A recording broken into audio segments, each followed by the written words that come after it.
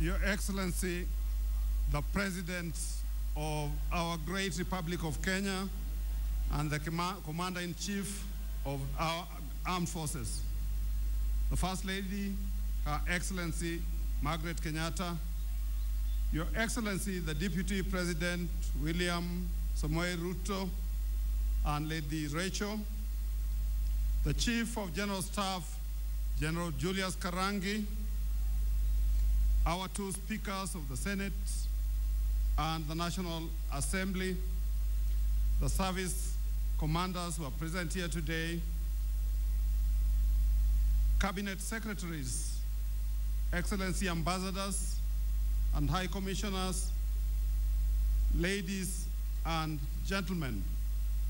On behalf of Nairobians, where such celebrations always take place, and we are always so delighted to be the hosts, I'm delighted to welcome each and everyone to Nairobi City County on this particular day as we commemorate the 51st anniversary of when Kenya attained internal rule. Of course, today reminds us of history of our great country, a nation formed with a vision for the welfare of its people. It is for us as leaders to reaffirm and establish the vision and commitment to work for a better future for all communities in Kenya. Your Excellency, the new constitution passed in 2010 gave us the county governments, and the 47 county governments, Nairobi included, started working in earnest. A lot of ground has been achieved, and notable steps have been made in provision of health, in opening up roads to facilitate agricultural activities, infrastructure, schools, governance. But Your Excellency, some of the bigger projects, the foundations have just been laid, and we believe much more progress is going to come in the future. We are aware, Your Excellency, that the minimum that has been set aside by the revenue allocation formula is 15%.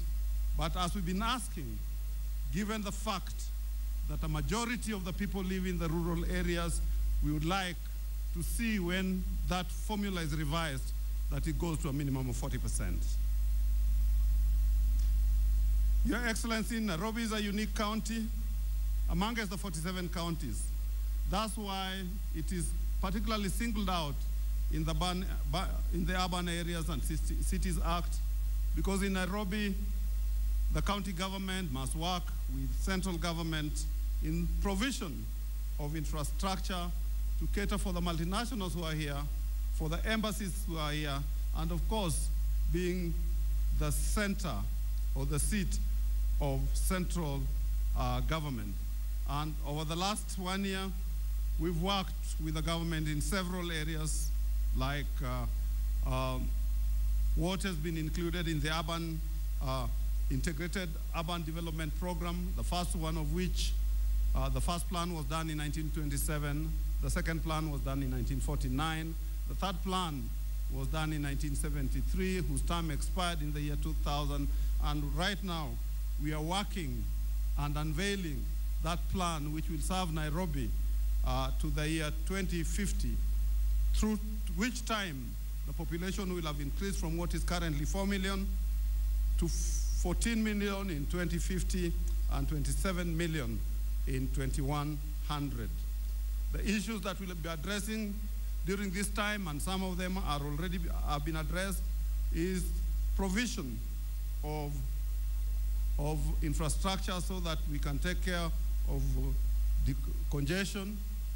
The eastern bypass is open, the northern bypass is open, and the southern bypass is being worked on.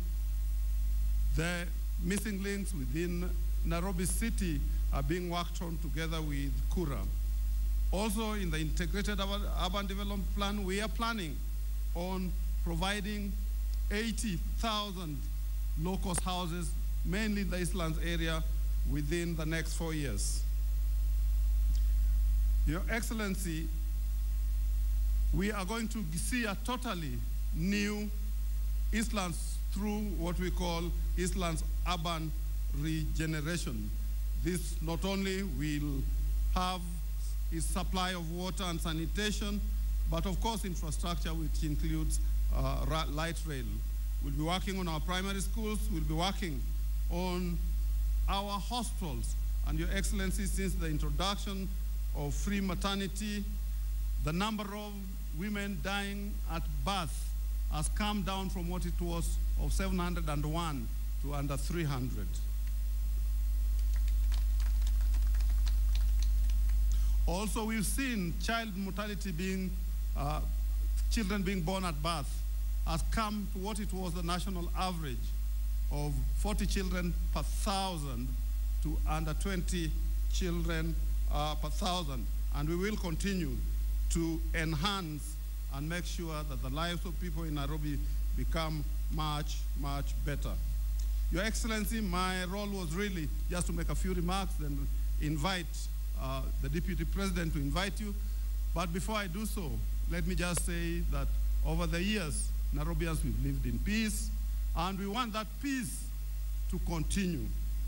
And to ensure that we deliver on our mandate as a county government, myself and the Nairobi County Assembly will work with our 17 members of parliament, our 4 senators.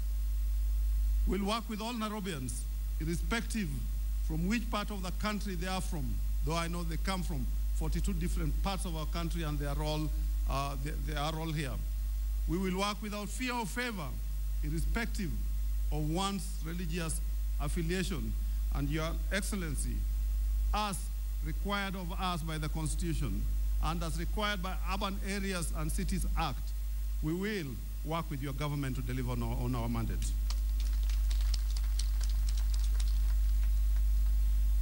Your Excellency, also as a leader of this country, my role is not limited to Nairobi, where other Kenyans invite me to help them in my individual capacity. I will do so without fear or favor.